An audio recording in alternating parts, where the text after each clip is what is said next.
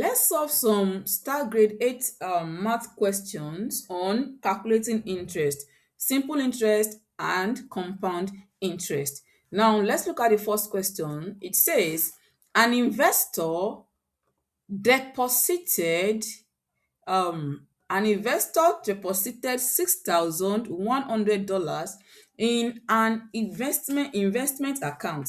The account pays 3.1% interest compounded. This is a compounded interest annually. If the investor leaves the money in the account for 2 years, this is the time, the investor makes no additional deposit or withdrawal.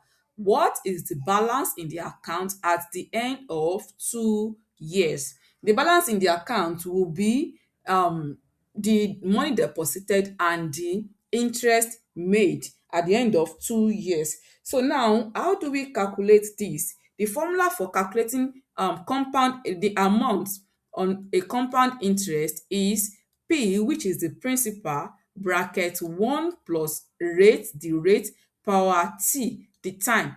Now, the amount now, the P here, that is the principal here, is 6,100. The rate is 3.1%, which is 3.1 over 100, and this will give 0.031. So now let's put everything in the formula. We have 6,100 bracket 1 plus 0.031, then power the time T, which is 2.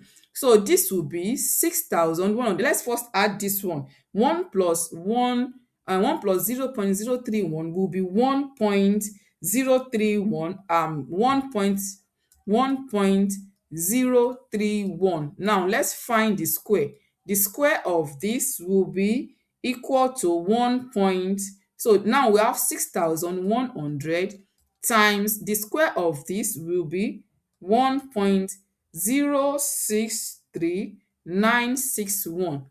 So when we multiply this, we get 6,489.16, and this is the amount that we have left at the end of 2 years. So that is the amount left at the end of 2 years, and that will be option B, 6,489. 6,000. Sorry, I miscalculated. I didn't write the right digit when I multiplied. This is 6,000. 6,000. Let me press the calculator again. 6,100 times 1.062961 gives 6,484.0621, and that is option C, 6,484.06. So that is the correct option. So now the next one, a business owner invested 10,500 into an account that pays 1.2% annual simple interest. Now, this is a no additional deposits or withdrawals to be made. Which amount is closest to the interest earned on the account after 4 years? Now, the principal is 10,500. The rate is 1.2%, and the rate will be equal to 1.2 over 100, and that will be 0.012. That is the rate, and the time is 4 years. So the simple interest will be principal times rate and then times time. So that means we will have 10,500 times 0.012 and then times 4. So let's multiply 10,500 times 0.012 then times 4. That will give 504. So that is option A, $504. That's option A. Now let's move to the next one. This one says a business owner opens a new investment account with $10,000 deposit. So he opens the account with $10,000 deposit. This is the principal amount. The investment account ends, the rate will be 2.5 over 100. That will be 0.025, and compounded annually. This is a compound interest. The business owner does not plan to make any deposit or withdrawal. How much interest will the investment amount earn at the end of the first and second year? So that means we have at the end of the first and then at the end of the second year. That means we have to first calculate for the first year, then we have to use this one does not say at the end of 2 years. Assuming it says at the end of 2 years, we'll calculate it straight like that, but it says at the end of the first and then at the end of the second year. So for the first year, we will still be using the same formula, but the year for each year will be one. And the principal, okay, let's calculate it. Let's do it this way. The interest is, the formula for the interest is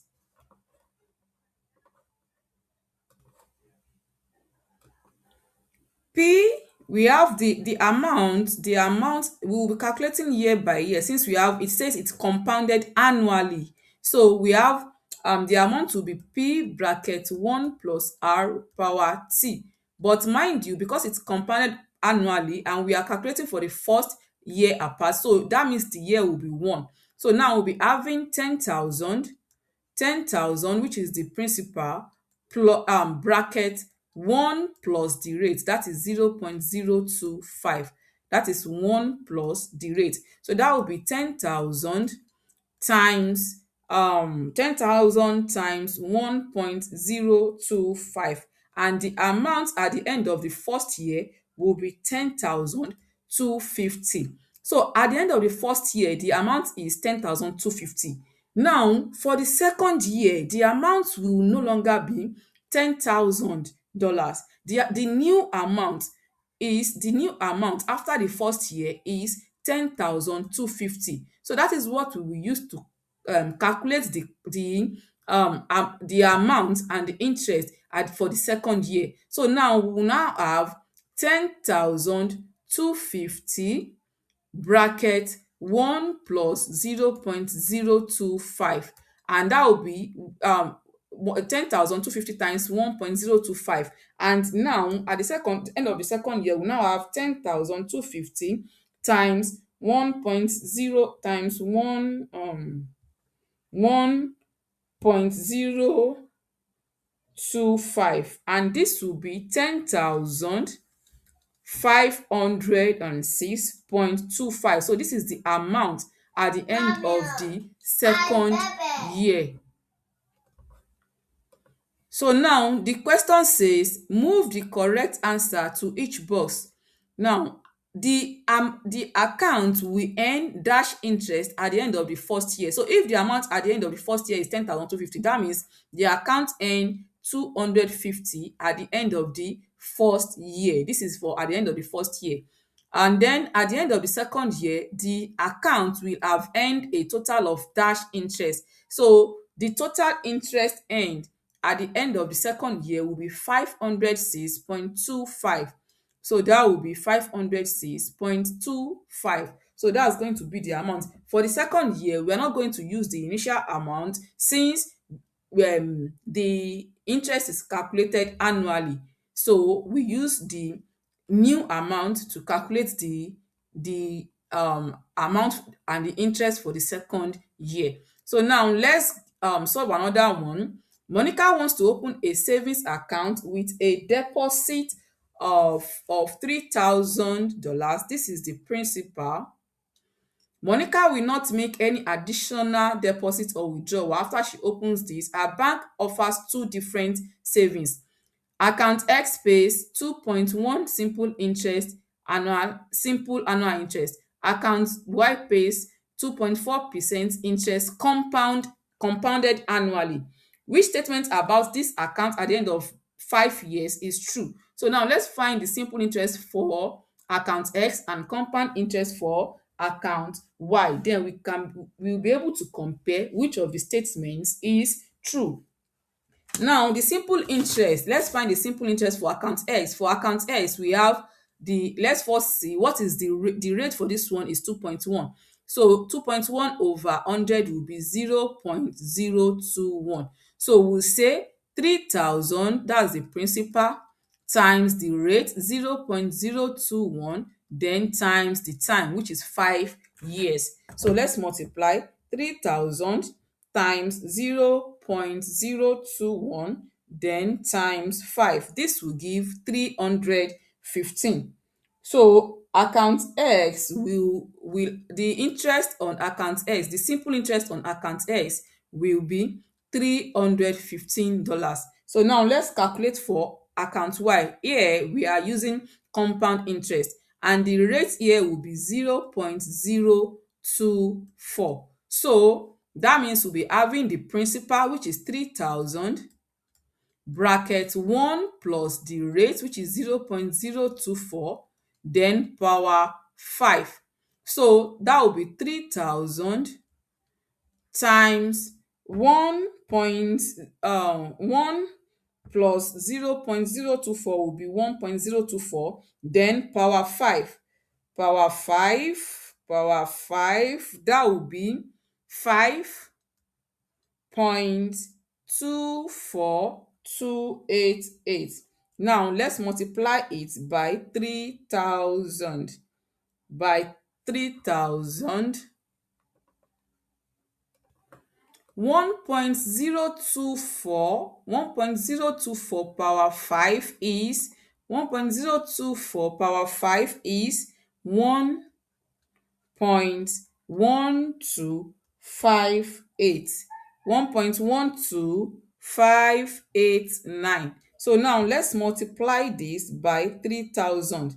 When we multiply this by 3,000, we get 3,300 3,377.69.